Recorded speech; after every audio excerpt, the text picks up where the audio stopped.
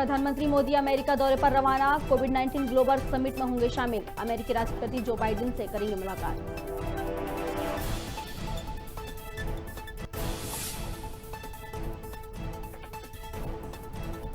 CM Shivraj आज दिल्ली दौरे पर। बीजेपी के राष्ट्रीय अध्यक्ष जेपी नड्डा और केंद्रीय मंत्री नितिन गडकरी से करेंगे मुलाकात। सॉलिसिटर जनरल के साथ करेंगे बैठक।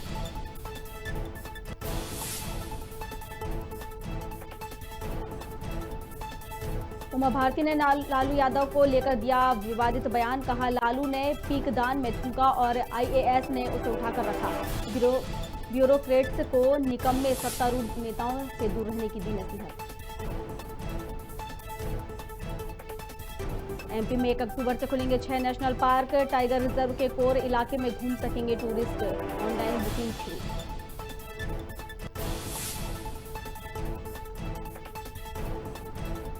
मध्य प्रदेश में बीजेपी के खिलाफ विपक्षी दलों को साथ लेकर आएंगे कमलनाथ। राजधानी भोपाल में कांग्रेस का 25 सितंबर को धरना प्रदर्शन और 27 को प्रदेश बंद का ऐलान।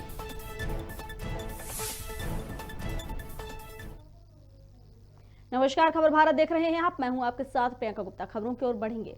मध्य प्रदेश बीजेपी उपचुनाव की तैयारी में जुट गई है। राजधानी भोपाल में प्रदेश प्रभारी मुरलीधर राव, राष्ट्रीय सह संगठन महामंत्री शिवप्रकाश और प्रदेश अध्यक्ष वीडी शर्मा की मौजूदगी में बैठक हुई। इस दौरान संगठन महामंत्री सुभाष भगत, सह संगठन महामंत्री हितानंद शर्मा भी मौजूद रहे। बैठक में महामंत्रियों से अलग अलग संभाग के प्रवास के दौरान जमीनी रिपोर्ट की जानकारी ली गई। इसके बाद पार्टी के आगामी कार्यक्रमों में उपचुनाव की तैयारी को लेकर भी चर्चा हुई। भारतीय जनता पार्टी की हमारी प्रदेश के महामंत्रियों की रूटीन बैठक हम लोग करते हैं। तो अभी हमारा 17 तारीख से लेकर जो 7 अक्टूबर तक का अभियान है, सेवा और समर्पण के अभियान की समीक्षा, आगामी जो हमारे कार्यक्रम हैं उनको प्रभावी तौर पर करने के लिए उसके बारे में एक तैयारी, साथ में ही संगठनात्मक काम में आगामी हमारा जो ये जन्म शताब्दी वर्ष, श्रद्धेय कुशाभाऊ ठाकरे जी के जन्म शताब्दी वर्ष पर हमने बूथ के सशक्तिकरण के अभियान को जो लिया है, उसकी भी एक व्यापक जो तैयारी हमारी है, उसकी चर्चा आज इस बैठक में हुई है। प्रदेश के राजनीतिक परिदृश्य पर जो बात करनी चाहिए उस पर हम लोग चर्चा हमने की है इसमें मिलकर के।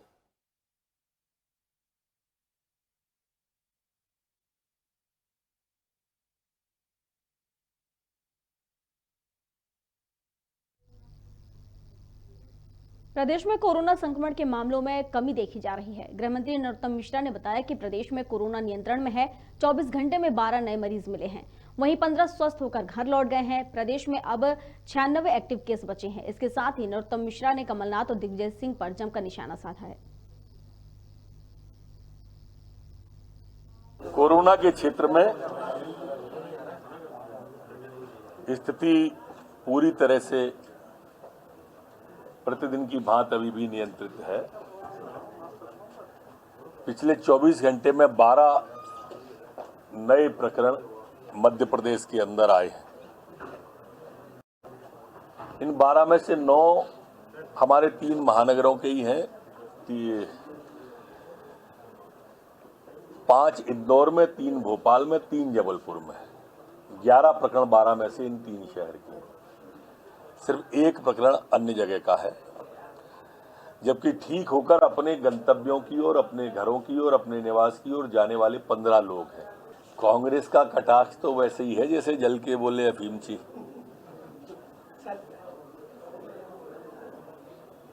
सिंधिया जी ने केंद्रीय मंत्री बनने के बाद जिस तरह से प्रदेश को सौगातों की झड़ी लगाई, उनका स्वागत तो बनता ही है। वो ग्वालियर के हैं, ग्वालियर आ रहे हैं, वो अपने घर में आ रहे हैं, उसका अभिनंदन भारतीय जनता पार्टी कर रही है। इसमें कांग्रेस को दिक्कत क्या है? ऐसे ही है जैसे उनने 947 घोषणाएं कर दी थी अपने पूरे घोषणा पत्र में और एक को भी पूरा नहीं किया। हमारे यहाँ रामायण में एक चौपाई है, साधु चोर लंपट और ज्ञानी अपनी सीगत सबकी जानी। शिवराज सिंह जी घोषणाएं करते हैं तो उन्हें अमल में भी लाते हैं। यही कारण है कि लगातार मुख्यमंत्री बन रहे हैं। बीच में थोड़े से कालखंड में ये आए थे, उसमें भी वोट भारतीय जनता पार्टी को ही ज्यादा आए थे, इनको नहीं आए थे। मुख्यमंत्री शिवराज सिंह चौहान ने वीडियो कॉन्फ्रेंसिंग के माध्यम से बैरसिया को सौगात दी है, जहां जनपद पंचायत में महिला एवं बाल विकास विभाग के कार्यों का लोकार्पण किया गया। वहीं बैरसिया विधायक विष्णु खत्री ने आंगनबाड़ी केंद्र पर पोषण वाटिका स्टॉल का निरीक्षण किया। साथ ही खत्री ने मातृ वंदना योजना और लाडली लक्ष्मी योजना के अंतर्गत छात्रवृत्ति वितरित की। वहीं मौके पर बड़ी संख्या में महिला एवं बाल विकास विभाग के कार्यकर्ता उपस्थित रहे।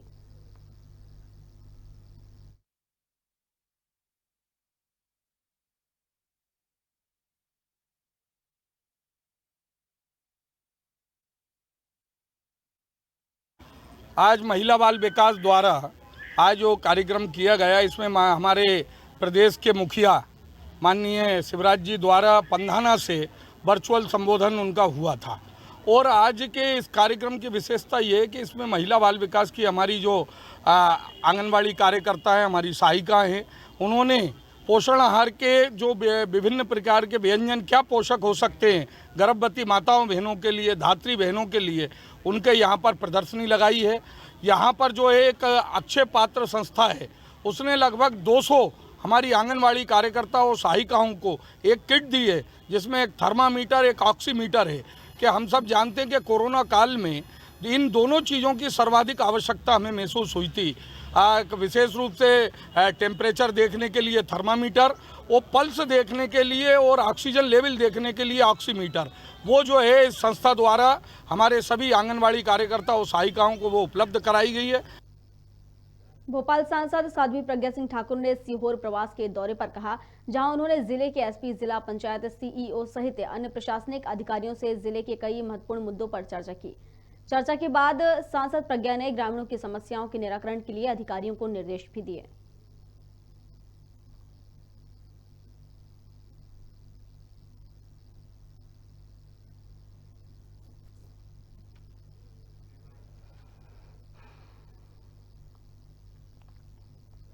भोपाल के नारियल खेड़ा में एक नाबालिग छात्रा को आपत्तिजनक फोटो वायरल करने की धमकी दी गई है। बता दें, धमकी देने वाला आरोपी छात्रा का दोस्त है। पुलिस के मुताबिक 17 वर्षीय किशोरी की दोस्ती शॉपिंग मॉल में एक युवक से हुई थी। आरोपी युवक ने छात्रा का आपत्तिजनक फोटो सोशल मीडिया पर वायरल करने की धमकी दी और 5,000 रुपए की मांग भी की। इससे परेशान होकर छात्रा ने साइबर सेल में शिकायत दर्ज कराई है।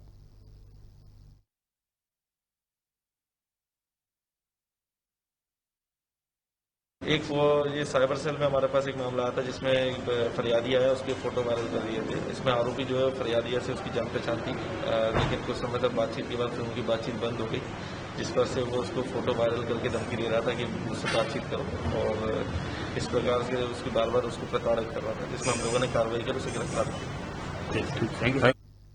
प्रदेश मीडिया उपाध्यक्ष भूपेंद्र गुप्ता ने मूल्य वृद्धि की निंदा की है और सरकार से तत्काल एनपीके खादों पर बढ़ाए गए दामों को वापस लेने की मांग की है। उन्होंने कहा कि सरकार ने कृषि क्षेत्र का फिर से दबाव बना दिया है। एनपीके खाद की 700 की बोरी 1550 में और अमोनिया फॉस्फेट की 1000 की बोरी 1225 रुपए में उपलब्ध होगी। साथ ही कहा कि मध्य प्रदेश में जारी खाद मूल्य वृद्धि किसानों के लिए दमघोटू सिद्ध होंगे। मध्य प्रदेश में किसानों के दमन का रास्ता लंबा होता जा रहा है। सरकार ने 1 अक्टूबर से एनपीके खादों की कीमतें लगभग 2 गुनी कर दी हैं। 700 रुपये की जो एनपीके की बोरी थी वो 1550 रुपये तक जा रही है। अमोनियम फास्फेट की बोरी 1000 रुपये की थी, 1225 रुपये की हो रही है। ये तरफ सरकार कहती है कि हम आय दुगनी कर देंगे किसानों की, दूसरी तरफ उसके खर्चे 2 गुने कर दिए, बिजली की कीमतें बढ़ा दी, आज जो है यूरिया की कीमतें डबल कर दी। केवल जो है अब एक खाद बचा है डीएपी, जिसकी कीमत नहीं बढ़ाई है, वो भी कल को बढ़ा दें। तो ये किस तरह से किसानों का हित कर रही है सरकार? ये सारी जो कीमत वृद्धि है ये गला घोंटने जैसी है। तत्काल सरकार इसको वापस ले, नहीं तो किसानों के समर्थन में कांग्रेस पार्टी बाहर निकल कर आएगी, जन आंदोलन करेगी। शाजापुर में पिछले दिनों हुई बैंककर्मी के साथ मारपीट के विरोध में सिंधी समाज ने 25 सितंबर को बंद का आह्वान कर दिया है, जिसको लेकर कल एक निजी गार्डन में बैठक आयोजित की गई है। इस बैठक को सिंधी सेंट्रल पंचायत के अध्यक्ष भगवत देस इसरानी ने संबोधित किया। खबर भारत से बात करते हुए इसरानी ने कहा कि सिंधी बैंक कर्मचारी के साथ पिटाई की गई है। इसके बाद कलेक्टर सहित अन्य लोगों से मुलाकात की गई, लेकिन इंदर सिंह परमार के रिश्तेदारों पर कार्रवाई नहीं की जा रही है, जिसको लेकर के बंद का आह्वान किया गया है। साथ ही 25 सितंबर को मुख्यमंत्री शिवराज सिंह चौहान के नाम सर्व समाज के द्वारा ज्ञापन सौंपा जाएगा। मामला तो यही है कि जो शाहजहाँपुर में जो हमारे बैंककर्मी के साथ पिटाई हुई है, और उसके बाद जब शाहजहाँपुर हम लोग गए, कलेक्टर को ज्ञापन दिया, एसपी को ज्ञापन दिया, उसको भाजपा के शाहजहाँपुर के अध्यक्ष ने टुकड़े टुकड़े गैंग के सदस्य कहा, समाज को नक्सली कहा, देश विरोधी कहा और उसकी निंदा की। इसका ये जबरदस्त विरोध हो रहा है और इसकी पीड़ा पूरे समाज को बहुत ज़्यादा है और हर संवेदनशील समाज को है, जिसमें दीगर समाज भी शामिल हैं। इसीलिए ये आज जो आयोजन किया गया है, इसकी रूपरेखा बनाने के लिए किया गया है और सारे समाज हमको सपोर्ट कर रहे हैं। और जो 25 तारीख को ज्ञापन मुख्यमंत्री जी को दिया जाएगा, वो सर्व समाज की ओर से दिया जाएगा। सुजालपुर में दिगंबर जैन समाज ने पर्युषण महापर्व मनाया। साथ ही निष्ठापान में समाप्ति पर भगवान महावीर की भव्य शोभा यात्रा निकाली। इस शोभा यात्रा में इंद्रदेव ने अभिषेक कर भगवान महावीर का अभिवादन किया। जैन समाज के युवक युवतियों ने गिरते हुए पानी में भी भगवान महावीर की शोभा यात्रा को बड़े ही जोश के साथ नृत्य करते हुए निहारी।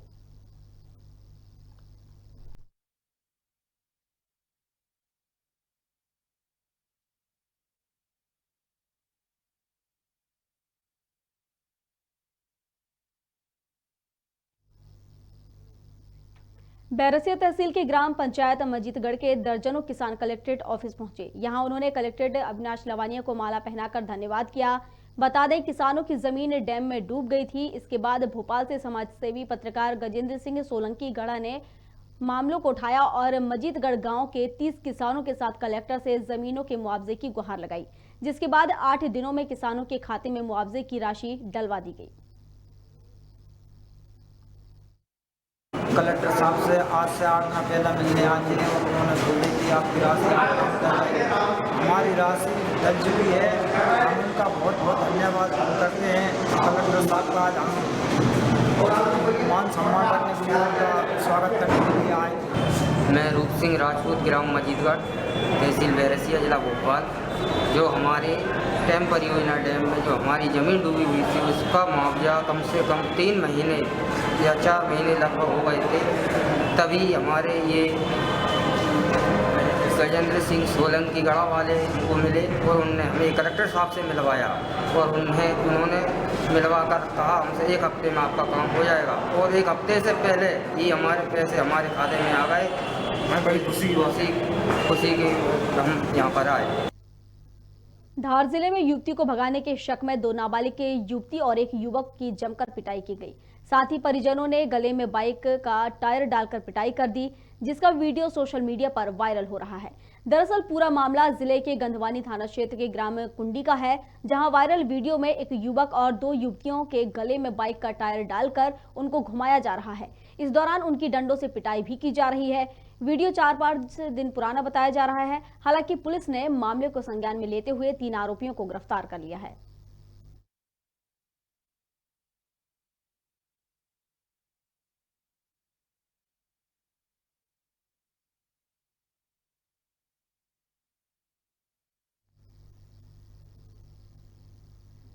बैरसिया में बहुजन समाज पार्टी ने संगठन समीक्षा एवं कार्यकर्ता प्रशिक्षण का आयोजन किया, जहां मुख्य अतिथि के रूप में बसपा के राष्ट्रीय कोऑर्डिनेटर राज्यसभा सांसद नरेंद्र गौतम मौजूद रहे। गौतम ने कार्यकर्ताओं को आगामी विधानसभा चुनाव 2023 को ध्यान में रखने को कहा। साथ ही कहा कि बाबा साहब डॉक्टर भीमराव अंबेडकर के योगदान को भूलना नहीं चाहिए।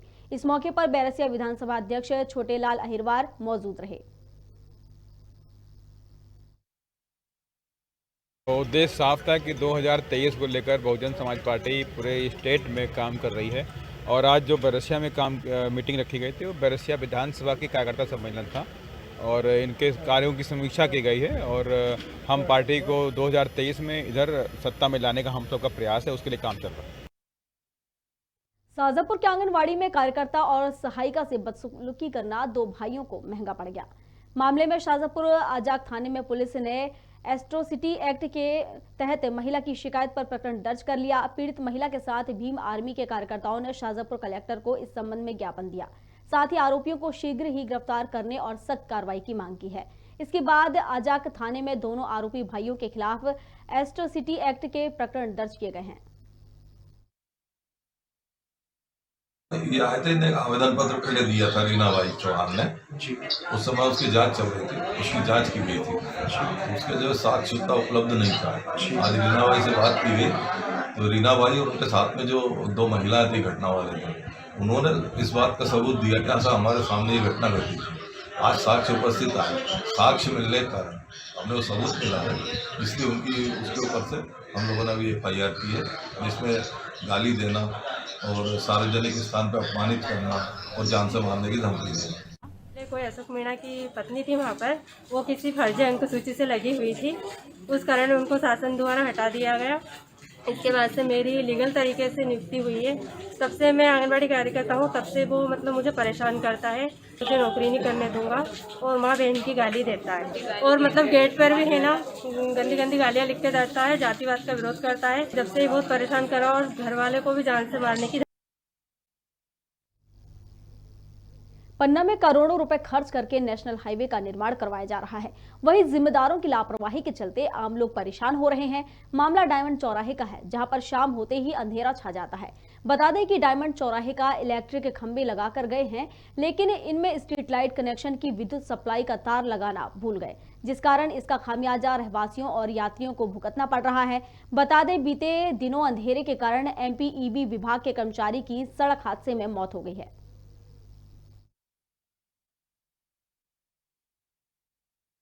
यहाँ पर जब से रोड बना है, जब से यहाँ से वो स्ट्रीट लाइटें जो लगी थी यहाँ पर, तो वो निकाल दी गई हैं। जब से ना कोई सुन रहा है, तो नगर पालिका की वो MPEB वालों से पूछा बनने कि भाई लाइटें क्यों नहीं लगती, वो कह रहे थे नगर पालिका वाले लगाएं।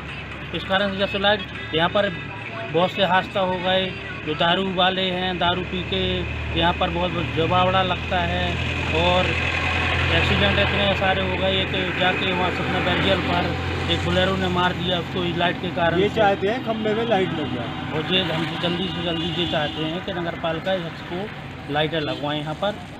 यहाँ पर एक्चुअली ये जो रोड की लाइन है वो लाइन ही नहीं खींची हुई है। जब से ये रोड NH का निर्माण हुआ है उस समय से आज तक विद्युत मंडल या जो भी इसके ठेकेदार हैं उन्होंने स्ट्रीट लाइट की रोड लाइन ही नहीं डाली, जिस वजह से यहाँ पे काफ़ी अंधेरा रहता है और यहाँ रोड पे क्योंकि हैवी ट्रैफिक होने के कारण आए दिन दुर्घटनाओं की संभावना रहती है। मवेशी बैठे रहते हैं रोड पर, जिसको रात में 10-11 बजे कई बार हम लोग जो है उनको रोड से हटाते हैं।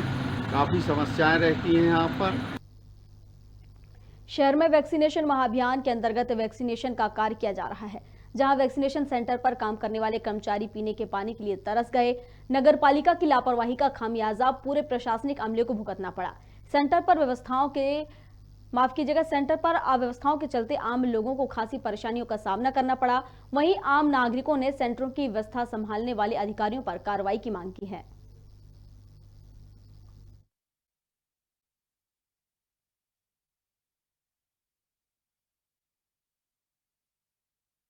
पानी की सुविधा आज तो नहीं थी, लेकिन डेली आ रहा था नगर पालिका के द्वारा।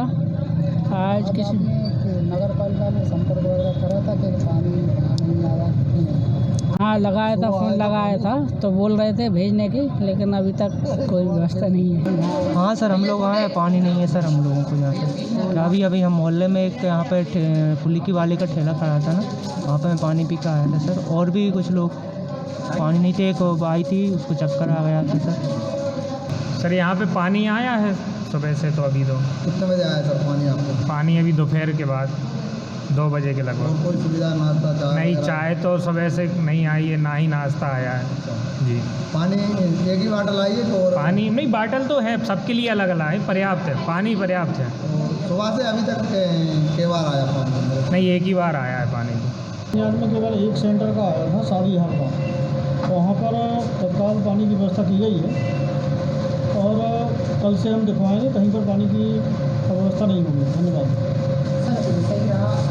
पानी वहाँ पर नहीं पहुँच सेंटर में, कई मरीजों को शंकर वगैरह नहीं, ऐसा कहीं नहीं हुआ, अभी तक तो कहीं नहीं हुआ। आज एक सेंटर की शिकायत मेरे पास आई थी, वहाँ तत्काल भेजा गया था शादी हाल में।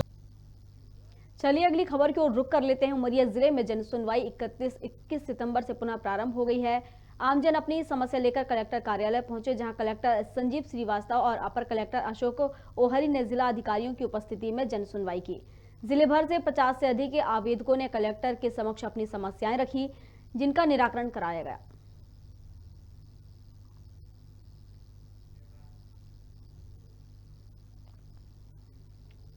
परिवहन मंत्री गोविंद सिंह राजपूत ने महगांव के तालाब में डूबे मृत बच्चों के परिवार से मुलाकात की, साथ ही संवेदनाएं व्यक्त की। वहीं उन्होंने बच्चों के परिवार को 4 लाख रुपए की मुआवजा राशि देने की बात कही। इस दौरान उनके साथ राज्य मंत्री ओपीएस भदौरिया, भाजपा जिलाध्यक्ष Nathu Singh Gurjar, collector doctor Satish Kumar, SSP Manoj Kumar Singh सहित अन्य अधिकारी मौजूद रहे।